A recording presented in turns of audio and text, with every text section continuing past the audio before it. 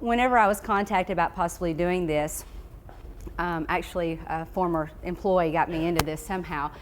I said, sure, no problem. And then I got the information that it needed to be more scientific than early childhood. So I hope as we go through today, I can keep the scientific part in mind and be able to tell you some of these things without being so very boring, but also keeping in mind that my background is early childhood and a special education as well. And I, like Dr. Ballard said, I've worked for Easter Seals for 12 years, been there a very long time. Thoroughly enjoy my job. I'm one of those rare people that actually am doing what I went to school to do, and I love it. And it seems to be a good fit. So I plan to be there for a whole lot longer. Today we're going to talk about the child comes before the disability. And the reason I chose this topic is for, so many times when you see children with disabilities or individuals with disabilities, the first thing you see is their disability. And what we're going to do today is, let's see, I think this gets pretty yellow for some reason, I'm not sure why. Okay. We're going to talk about children with disabilities and the practice of inclusion. What inclusion is, how do you do it, why do you do it? Here are the things that I kind of would like for you to take away from the talk today. I don't want to say lecture. First thing we want is that a child is a child first. I want you to have an awareness or a mindset that the child comes first, and a child with a disability has the same needs, wants that every other child does. They may just have to do it a different way. Okay? Second thing we're going to talk about are some more common disabilities that you find in early childhood. And if not common, then more, they get more publicity. You're more aware of them. Next, we're going to talk about inclusion, where it came from, what it is. And then the last thing we'll do is we'll talk about the benefits of inclusion. Okay? That sounds really exciting. Hopefully it will be. Okay. A child who has a disability is not broken. They are first and foremost a child who needs to belong, be cherished, embraced, and welcomed into the communities. Having a sense of belonging, being accepted, included, providing self-esteem, motivation, and happiness. Therefore, those are all prerequisites for that child to have a quality of life. Okay. If you look on here, obviously, children with disabilities, they love playing with their friends. They love their dog. They even like to play outside. Okay. I'd like to read you something, and I won't read very much today, hopefully, but I would like to read you something. This is a blog from a mother with a child who has autism, okay? And he's an older child. I believe he was like 16. I really don't consider autism a disability, but most of society does. I have a 16-year-old autistic son who has a difficult time getting around in what we call the typical world. Okay?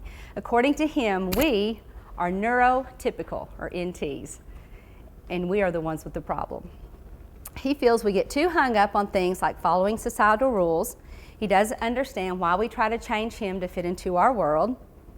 He needs very few things, and he is very simple. He talks when he wants to talk, and he's quiet when he wants to be quiet. He prefers structure to change, and he prefers order to disorder. Why should we care if that's the way he wants to live his life? He is kind and caring and just wants to do his own thing. So in reality, who's really the disabled one? Him or us? Okay. Also, children with disabilities, they like to ride bikes, make funny faces, and they love their mommies, just like every child does. Okay? But what do all these children have in common? Most of all, they are a child with a disability. They're a child first and a child with a disability second. And if you see, all these pictures are of children with disabilities. Skiing, blowing bubbles, ice hockey, blowing bubbles, and skiing. Okay? So children with disabilities, they learn, they play, they develop just like any other child. They just may do it at a different rate, or they may need help to be able to do it. Okay? What we're going to talk about next and spend a lot of time on are going to be 10 different disabilities that we see in early childhood. Autism, which gets a lot of publicity, cerebral palsy, developmental delays, Down syndrome, hearing impaired, intellectual disability, speech and language disabilities, Spina Bifida, which I hope I can pronounce all those terms correctly. All of you in the medical, going into the medical field? So if I mispronounce something, you're going to know? All right, just pretend that I said it right, because I literally practice in my office saying everything correctly. Because as you do in the medical world, in the early childhood world, we rarely say the full term. It's OT, PT, and so I really don't have to say big words a lot. Spina bifida, traumatic brain injury, and visual impairment. Of these 10, by a show of hands, how many of you are aware of or have knowledge of, either by experience, through your education? 5 out of the 10. Raise them high. Okay. Now, as I go higher, take your hand, leave them up. I gotta make sure you're awake. Okay. How many of you have 6? Or aware 6? 7? Ooh. 8? 9? And 10. All right, so maybe you will learn something today. Very good. Just somebody tell me, what are the ones that you do not know anything about?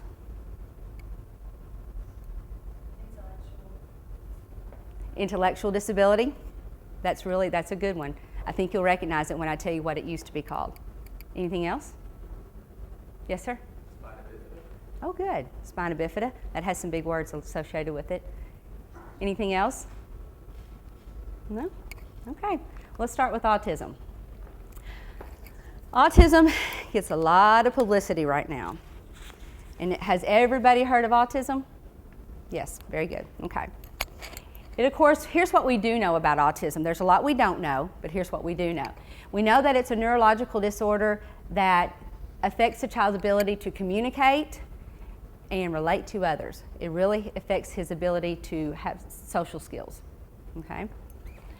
We know from the CDC, the Center of Disease Control, that between 2 to 6% out of 1,000 children will be diagnosed with autism. Okay? The other thing we know about autism is that it's a huge spectrum from mild to moderate to severe. Okay? And the children are on every gamut. We serve quite a few children with autism, and I have never met, in 12 years, 2 autistic children that show the same exact characteristics, okay, or behaviors. We don't know what autism, where it comes from. Right now, there's lots and lots of research being done. In fact, I think $1 billion from 2007 until 2012 has been designated for the research of where is it coming from and what is it, okay? The different signs of autism, characteristics, behaviors. Anybody want to shoot me some? Nobody knows any characteristics of autism. Lack of concentration. What? Word pronunciation. Mm-hmm. Hard to carry on conversations. Yes, and I think that's a very good one. The lack of being able to have receptive language. Okay, they may be able to understand what you're saying, but it's very hard for them to process it, put it in the right location, and appropriately respond. Okay, their social skills are very inappropriate. Yes, sir? Right, and that's on the spectrum. Remember, it's on the spectrum. You have some children that can communicate quite well, and you have some that are on the spectrum that are severe and may not communicate at all. Okay? Children with autism tend to like structure. They like organization. They like to know what they're doing, when they're doing it, and how they're doing it. And if that gets messed up, then sometimes they have a challenging time and they have a hard time handling that. Okay? On the autism spectrum, you have everything from PDD, pervasive developmental disorder. That's probably on the mild end of the autism spectrum, okay? As well as Asperger's. That's kind of down here. And then as you go up into Tourette's and you get higher, then you get into the more severe, okay? Make sure I told you everything. Is autism more likely to happen in boys or girls? Boys. 4 times more likely. It's 4 times more likely to happen in girls. What is some of the, I won't say known causes, but some of the thinking right now of the causes of autism or why autism occurs? vaccinations. That's a very controversial one. Does everybody know, aware of those? About the mercury in the vaccinations and children being typically developing until about 12 months of age. They go to get those vaccinations, all 4 at once, and bam, they're a different child. They quit talking, they withdraw. So that's a very controversial one. There's a lot out there that says it's not true, but then there's a lot of parents, and I happen to have a friend that is a parent who says that it is true. Everything was fine until 12 months. So that's another one. That is one. Any others? Genetics, thank you. And that's the other main one, is genetic disorders that are, a lot of children may have the genetic disorder. It's just a matter of when it comes out and if it comes out. Okay? Cerebral palsy. Now, cerebral palsy is better known as what? CP. Thank you. Cerebral is the brain. Palsy has to do with the weakness or problem using their muscles. Okay? Cerebral palsy does not get worse over time and most have a normal span life because cerebral palsy is typically an injury. It's either an injury while the child's still in the womb, an injury at birth, or an injury very soon after birth. Okay? And I'm not talking 6 months later. I mean, right after birth. Okay? Cerebral palsy is not as prevalent as it was years ago. Why? Don't know? Because now they're doing some of these surgeries in vitro. If they do the ultrasound and they see that that there is an injury already occurring, they can try to go in and work on those. Okay. Every year, 8,000 infants and 1,500 preschool-age children are diagnosed with CP, with cerebral palsy. There are 3 main types of CP. You have spastic. Okay. Spastic CP is where they have too much muscle tone and they're too tight. Okay, so they're very rigid. All right. You have athetoid CP, which affects the movements of the whole body. So you might see somebody with CP and it's very hard for them to use their fine motor skills. They may have to be even with their speech, they may know what they want to say, but getting those words formed and out are very difficult for them. And then the last one is it's actually a combination of both. Okay? Special equipment, of course, are helpful for children or adults with CP, wheelchairs, walkers, assistive technology, those type of things. Something very interesting that I learned about as well is you basically there are CP that's associated with different parts of your body, all right? The dysplasia affects only your legs, okay? Your dysplasia. Your hemiplasia affects one half of your body, whether it's the right side or the left side, okay? So you have the dysplasia is the legs, hemiplasia is one or the other, and then you have the quadriplasia, which is both arms, both legs, torso, and even possibly the facial muscles as well. Okay? They are looking at new medical treatments for cerebral palsy, everything from Botox injections to other type of surgeries and medications that can not necessarily take the CP away, but reduce the effects of it. Okay? One key to cerebral palsy are early intervention and then ongoing treatments through therapy, whether it be speech therapy, which is communication skills, occupational therapy, which works on fine motor skills, and then physical therapy, which works on more of your gross motor skills. Okay. In these treatments, they do not try to cure the cerebral palsy.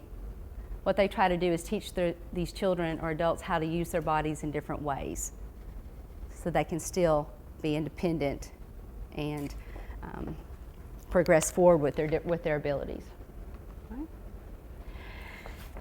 Developmental delays, we get a lot of children at Easter Seals with developmental delays.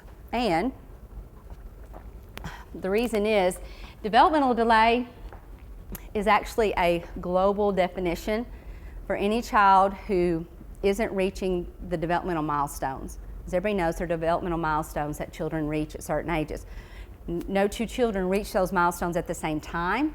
Some may be a little bit slower, some a little bit faster, but there is a certain typical development that happens within a certain age range.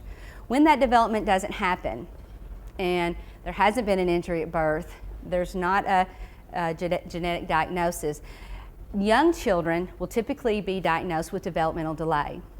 Now, as they get older, they might diagnose them with different things, such as a learning disorder, but when they're very young, under the age of 5, they typically have a diagnosis of developmental delay. Okay? Down syndrome. Is this probably the most familiar I've ever put? Right? Yeah, that's what I figured. It is the most commonly identified chromosomal condition, and it is either diagnosed at birth, or even for women who are over the age of 35, you can have an optional amniocentesis, which that is also a way to diagnose the Down syndrome. Some women elect to do it and some women don't. Okay. There are approximately 4,000 children with Down syndrome in the U.S. Down syndrome is another one of those disabilities that there's just not one specific thing or item or characteristic. There is over 50 signs and 50 different characteristics they may have as a child with Down syndrome. Why don't we go ahead and name some? The facial features, the slanted eyes. Mm-hmm. What? Speech. Mm-hmm. Sorry? Yes, they have that nasal breathing. Very good. They typically have shorter necks, thicker, shorter necks. They also tend to battle more so than normal people with obesity as they get older. They also tend to have heart defects or some type of heart issues going on. Okay. They are hyper flexible. Does everybody know what I mean by that?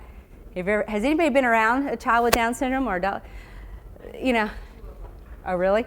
So they are like, yoga poses galore because they can just bend any way at any time. They are super, super flexible, which isn't always a good thing, but that is one of the characteristics as well.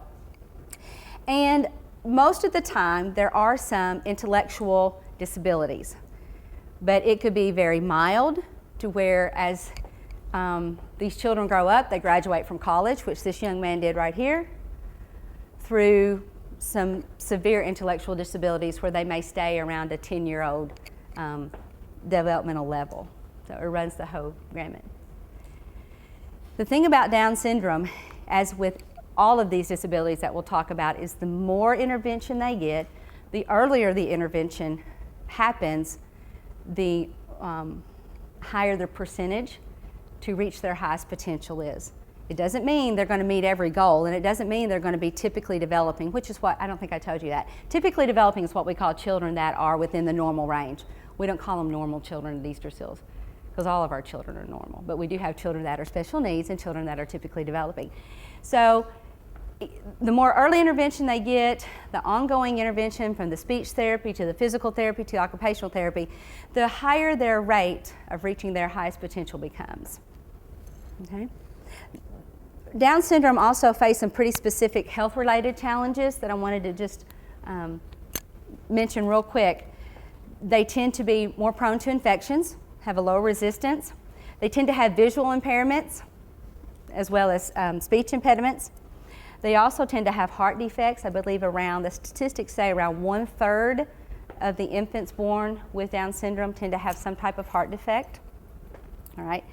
They also have atlantoaxial instability. How'd you like that? Did I say it right? Does anybody know that word? You don't? It's actually very simple. It's the misalignment at the top 2 vertebrae on the neck. Okay? And they tend to have that more often. And of course, we touched on the obesity. As they grow older, they tend to battle that more. Okay. Hearing impairments. We have served children at Easter Seals with all 10 different types of disabilities.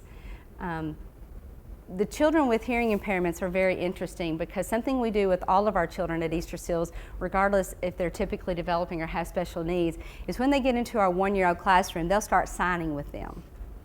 And they don't do a lot. They don't teach them sentences or paragraphs or anything, but they do teach the ability to have them communicate through single words.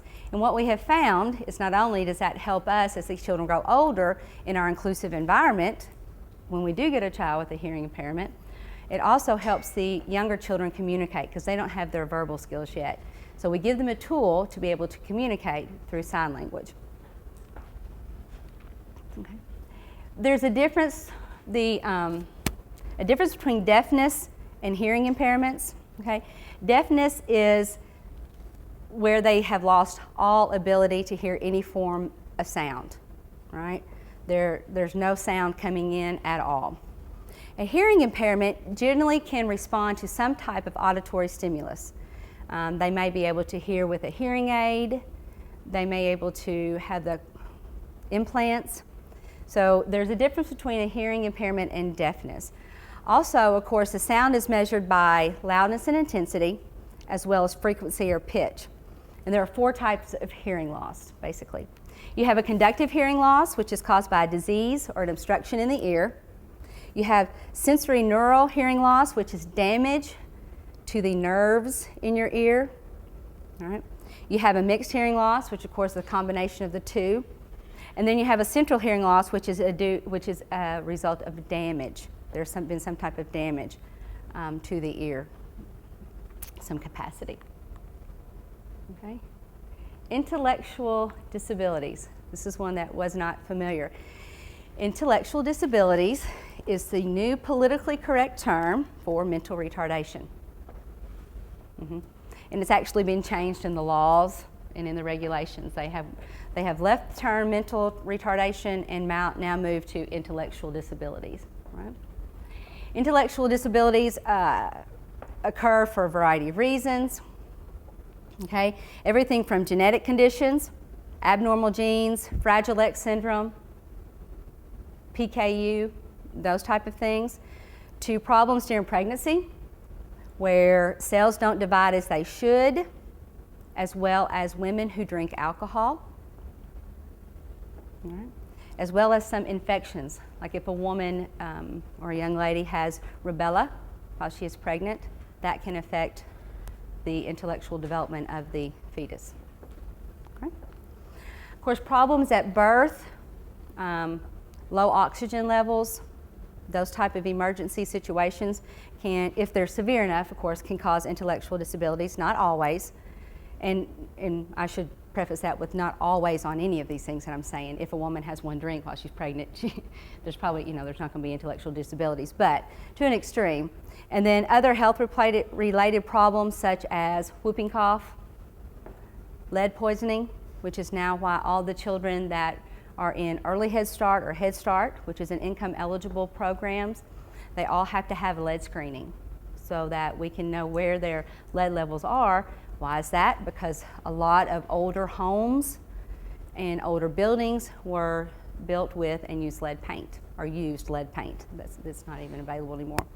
So they test the lead levels in children, and if they're extremely high, that as well can cause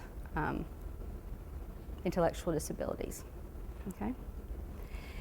Here's this is one of the, in the U.S., as many as 3 out of every 100 people have an intellectual disability. 87% of the people with an intellectual disability just have slower than average learning. Okay? Just 87%. The remaining 13% will score below 50 on a standard IQ test. What's normal? 100. Thank you. So if the average is 100, 70 to 75%, a score of 70 to 75, they're diagnosed or could be diagnosed with an intellectual disability. That's the 87%. The remaining 13% score less than 50. Okay.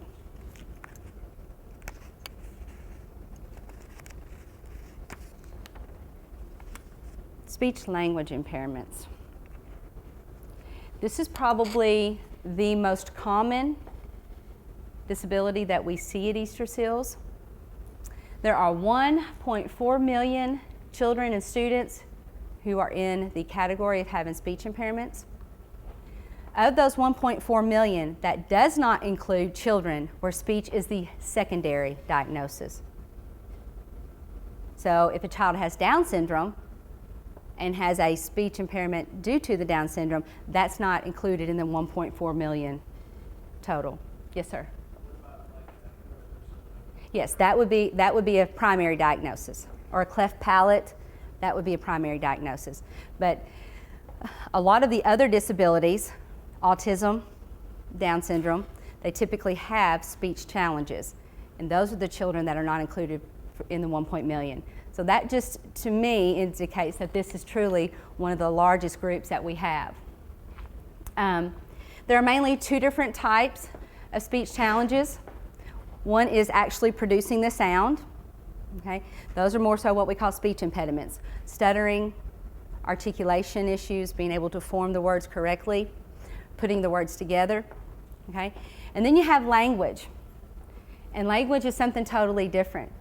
Language is the ability to take the information that's given you, receptive language, understand it, process it, put it back out, expressive language. Okay? Some of the language, if they have language challenges, they may have an inability to follow verbal directions. If you show them how to do it, or if you guide them hand over hand, that's not a problem. But if you verbally give them a one-step direction or a two-step direction, they can't follow those. They have a problem taking that language and processing it correctly.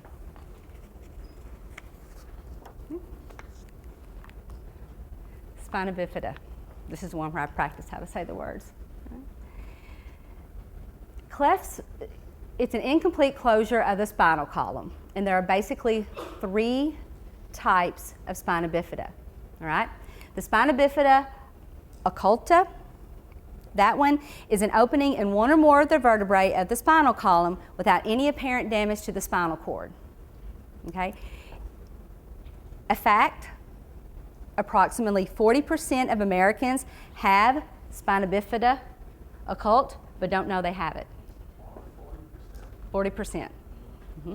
Because there are no signs or symptoms. There's no damage to the spinal cord. 40%. Okay. The second one is Manningal seal. And what it does is it has the meningitis, or the protective covering around the spinal cord, is actually pushed out through the opening in the vertebrae sac. Okay? But the spinal cord's intact, and actually that one can be repaired with little to no damage. Okay? And then you have the final one, which is the most severe, and it's Manning seal. Am I saying that anywhere near right? This one is what is commonly interchanged with CP. Okay, when you say CP, this is the one that most people think about. It's the most severe. It's actually where a portion of the spinal cord itself protrudes out the back, and in some cases the sac is exposed, nerve and tissue and such like that is supposed. So that's the one that is the most severe. But most people interchangeably use the terminology CP with the final one. Okay. There's also a very common condition that goes along with spina bifida, say it out, fluid on the brain, yeah. And what they do with these children, a lot of times you'll see children with spina bifida also have a shunt put in so that the fluid on their brain can drain off. Traumatic brain injury, okay. This is an injury that, of course, is caused to the head, either being shaken baby syndrome, being hit, accidents of other kinds. More than 1 million children will receive a brain injury each year, and 30,000 it will result in lifelong challenges. Severe bicycle wrecks when they're not wearing their helmets, those type of things. Okay. A child with a traumatic brain injury, of course, it can affect them all different ways, from memory loss, short-term, long-term challenging thinking, intellectual disabilities, physical disabilities, social, emotional problems. Could all be characteristics. The one thing that's rather challenging with a traumatic brain injury, and we do have a couple of children that we're serving here as well, is that you don't know the prognosis. You don't know, in any child with a disability, you don't know where they're going to end up. But with a child with a traumatic brain injury, they could make progress for a long time, all of a sudden have something medically occur related to the injury, and go all the way back. So you don't really know where and how and what. Okay? Also, with traumatic brain injuries, as the child grows, the injury changes. So sometimes if they have a traumatic brain injury, then as the brain functions and the brain grows, then once again, we're looking at different challenges. Something may go forward, something may come back, they may regress in some areas, and sometimes not. Visual impairments, pretty low, 12.2 children out of 1,000. Partially sighted, you have basically 3 different types of visual impairments as well. Partially sighted indicates that there's some type of visual problem in result of a need. All right. Low vision generally refers to a severe visual impairment, not necessarily limited to distance. Okay. Low vision applies to all individuals with sight who are unable to read a newspaper at a normal distance. That might be me. They could use a combination. They use a combination of vision and other senses to learn. Legally blind, of course, indicates a person who has less than 20 and 20 degrees of vision at the widest point. Okay? Of course, we use Braille and other type of forms. The thing that we always find interesting with children with vision impairments, as we see them through the center, is how heightened all their other senses are. So if they visually can't see, typically their hearing or their smell is so much more accentuated than the rest of us. So they accommodate and use those things as well. IDEA, is anybody aware of what that is? Oh, see, I'm so out of my realm because I'm not used to the scientific. This is the Individuals with Disabilities Education Act. And when a child is in the school system and they're looking at whether they're going to be a child with a disability and have an individual education plan or not, these are the categories that they look at, and we just went over about 10 of them. Okay. Now we're going to talk about one of my favorite topics. I'm kind of out of the science mode, so we can go to one thing that I thoroughly enjoy talking about, I thoroughly believe in, and it's the word inclusion. What does that mean? Just to anybody, somebody, what does inclusion mean? Opposite of exclusion. What would you think it means in the world of children? Yes?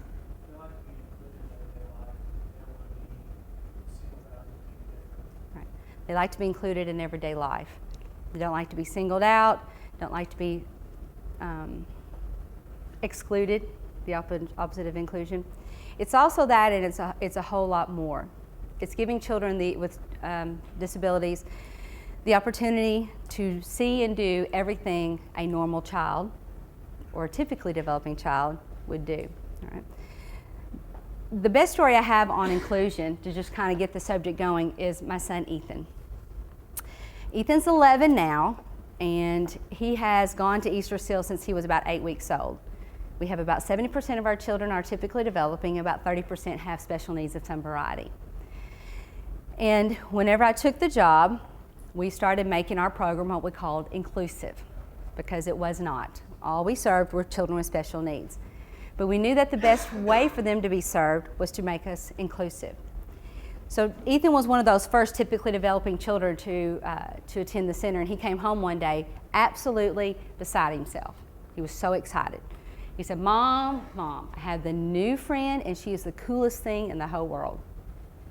So I played dumb because, of course, I knew, being there, I knew what it was. I said, really? Why is she so cool? He said, you won't believe it. Mind you, this is my little 4-year-old. I'm like, okay, tell me. He said, she has, are you ready for this? A go-go gadget leg. I said, what? He said, she has a go-go gadget leg. I said, well, that's really neat, Ethan. He said, yeah, I can't wait to play with her. So in the eyes of young children, she didn't have a prosthetic leg in a brace, and she couldn't walk or scoot around. You know, she had to scoot to move. She had a go-go gadget leg, and that's truly what inclusion is all about. All right, it's the right of all children to participate actively in natural environments and where children are anyway. The soccer field, school, swimming lessons, childcare, Chuck E. Cheese. All those places, Bible school, church, all those places that you see children that are typically developing, it's the right for children with disabilities to be there as well, and their need for them to be there. All right. History of inclusion. We have the Education for All Handicapped Children on the active in the 1975, which was what basically was the big precursor to IDEA. Okay, it came along first, and what it said was that these children who have special needs, they need what's called an individual education plan. They need an IEP. They need something that can define what they're working toward and what their goals are, because their goals might not be the same as everybody else. It also says it's a right for these children to be put in a least restrictive environment, meaning they can go into the classrooms and participate as much as possible when possible. Okay? The next one, the education, notice we're still saying handicap here. All right? The Education of the Handicap Acts of 1986, it was amended. And basically what it said is that now not only are we going to serve children from 5 and up, we're also going to start serving them at the age of 3. So we just went a little bit younger. And then, bam, here came the big one that everybody's aware of, IDEA. And what this did is this took everything a step further. All the mandates were reauthorized. They included assistive technology. They recognized autism as a diagnosis. This is where everything kind of took shape. It also amended that now not only are we going to serve children 3 and up, we're going to start at infants. And from birth on, we're going to try to serve them in some capacity. Okay? Anybody aware of what the services are called for infants that have disability here in the state of Kentucky? First Steps. Has anybody heard of First Steps? This is where they'll come in and work with children who have therapies, who need therapies. And then the final one is the Americans with Disability Act. And basically, it's taken all of these above and said yes to all of that. Not only that, but even children with disabilities have the right to be in child care and everywhere else. Okay? Inclusion is more than just sitting a child with a disability in a classroom. Okay? Inclusion is making sure that child can participate and engage and play. And it's giving them the ability to do that, whether that means modifying the environment, whether that means adapting activities, whatever it may mean, that's what we do. And the benefits far exceed most anything that we don't do. Why did that turn yellow? Okay. Benefits for families, of course, of children that have special needs. They learn about, families who have typical special needs children, they learn about typical development. They feel isolated. They don't feel like they're the only one in the world that has these problems. Because believe it or not, I have trouble getting my 4-year-old to sleep. A mom with a child who has Down syndrome probably has trouble getting her 4-year-old to sleep. It doesn't matter. It's the same type of challenges occur. Right? They can develop relationships with other families, and it's a chance to teach children about diversity, other children that they're around. Communities, the opportunity to understand and gain knowledge, provide resources for the families, natural activities and places. Benefits of inclusion for children with special needs. What do you think they said what some of them should be. Developing friendship with typically developing peers. They get to engage in realistic life experiences. it gives them a feeling of acceptance. I may look different, I may act different, but I'm still a kid, all right? As well as it gives them the opportunity to learn social and communication skills. Kids teach other kids better than a teacher ever could or ever will. A teacher is a facilitator. A teacher goes in the classroom and puts what's necessary and plans what activities are necessary for the children to teach each other. Okay? And both good and bad, but children will teach other children far better. Nothing is more motivating to a child with a disability that might be in a wheelchair to play on a playground than other kids. They can go out there on the playground all by themselves, and it isn't going to be nearly as fun until all their other friends come out there. And then they're going to want to participate. And then the more they participate, the stronger they're going to get, and the higher they're going to increase their abilities. Same way goes with communication. All right? The more they hear their friends talk, and the more they want to have that interaction, the more their attempts that they're going to make. All right? As far as the children that are typically developing, I've seen an amazing transformation at Easter Seals, because we went from serving just special needs only about 10 years ago to serving, like I said, 70% of our children are typically developing and 30% are special needs, and we do that for a reason. Those percentages are about what we see in society. 70% of adults are considered within a normal range and 30% have some type of disability. So if we can teach our kids now how to function, both the typically developing and the special needs, in that type of ratio, then hopefully it's going to take it with them forever. Okay? And if you want to see inclusion at its best, you come and look at our school-age classroom. Because as you know, the younger the children are, the less they see the disability.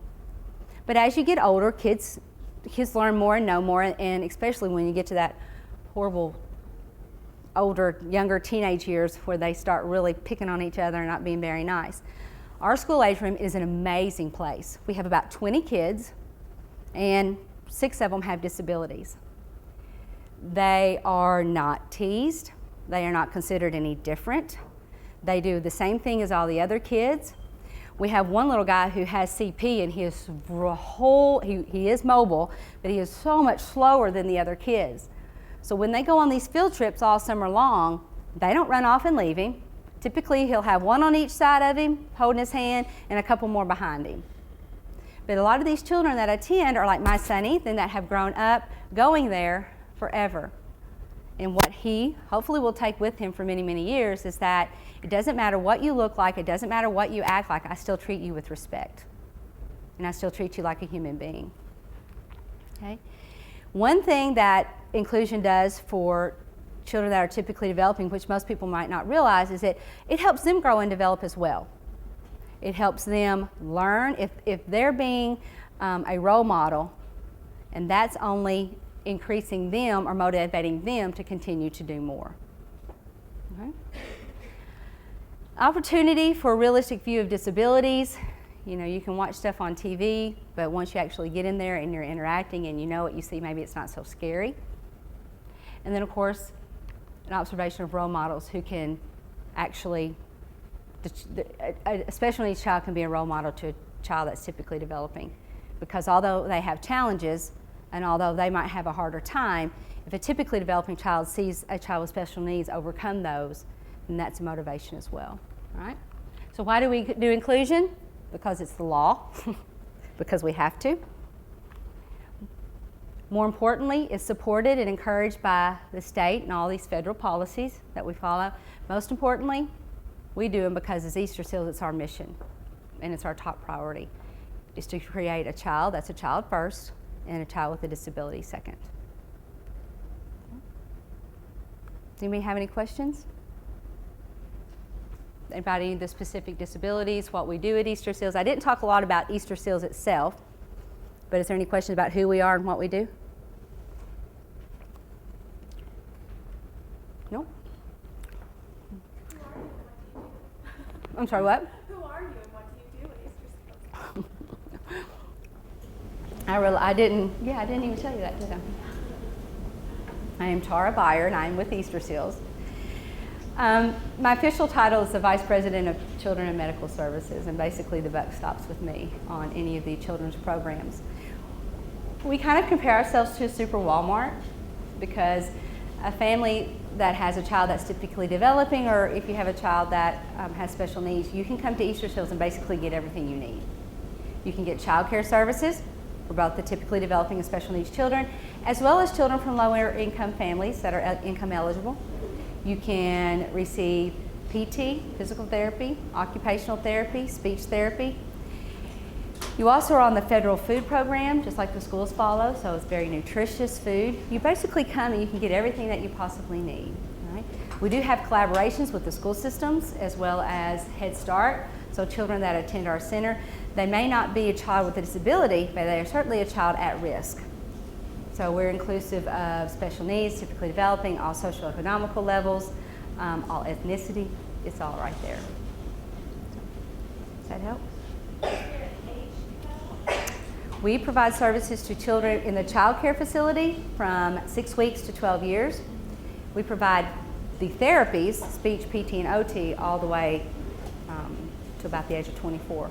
And then our adult services will take over. Mm-hmm. So how is the Easter Seals funded?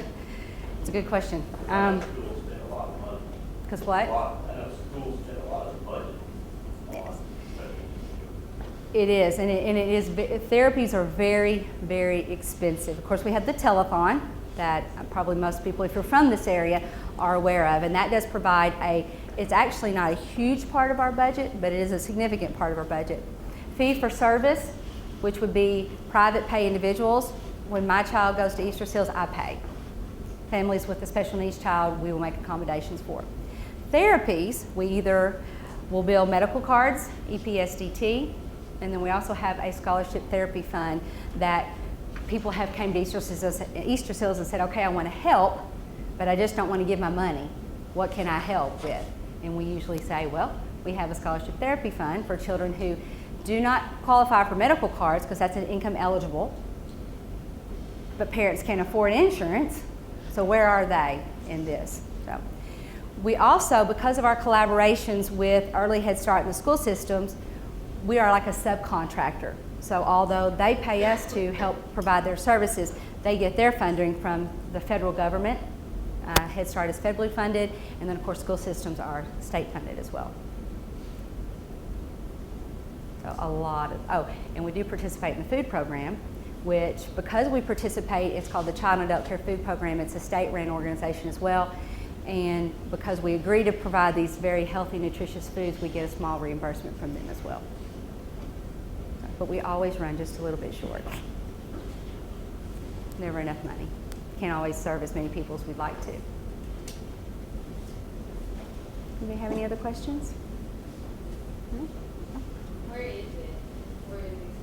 Where is Easter Seals? There are 2 locations. There is the Adult Center, which is on Mildred Street, and then there's my home, which is where I live most of the time. It's 801 North 29th, which is right behind Bike World. Does everybody know where Bike World right is? Off H.C. Mathis. I'm not from Paducah, so I still don't know all the right roads. But we're right behind there, and we've just been there for 5 years. Basically what we did is we took an old Piggly Wiggly, I think that's what they said it was. I think it was a Piggly Wiggly at one time, and remodeled and refurbished, and now it is about a 17,000 square foot building, and we serve about 150 children a day in and day out. You can. Volunteering has gotten a lot harder on us within about the past 2 years, and it's not Easter Seals that have made these choices, it's actually the state. They've came down a lot harder on criminal background checks, child abuse checks, and of course you have to have that for employees anyway, but they're starting to get really picky about who even comes in the center. But the answer is yes, as long as you're willing to jump through a few hoops for us, absolutely. And trust me, those infant teachers, when they got 6 babies crying at the same time, they would welcome an extra pair of hands to help out.